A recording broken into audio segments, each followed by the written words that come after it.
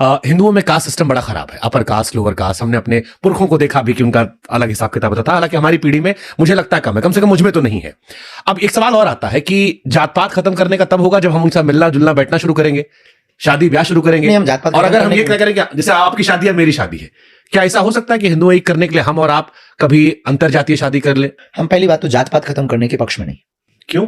उसी पे हम तथ्य देना, तब तो हम बोलना चाह रहे थे, समझना चाह रहे हैं। हाँ, जात पात खत्म करना एक बहुत विचित्र मुद्दा है जो इस देश में गृह युद्ध छेड़ेगा, क्योंकि इस देश में आरक्षण है, इस देश में बड़े छोटे हैं, इस देश में शंकराचार्य है, इस देश में वर्ण व्यवस्था है, इस देश में गोत्र व्यवस्था है। 5-5 टास्क है अगर आप जात पात खत्म करेंगे। उम्र जात पात के अंदर जो घृणा है वो खत्म करनी।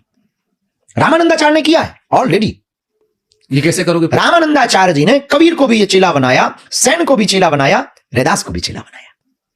जो उसके अंदर का पार्टीशन है, ठीक है आपका सरनेम कुछ भी हो सकता है, ये अलग है, लेकिन हम सरनेम के स्थिति में आपको बड़ा या छोटा ना माने।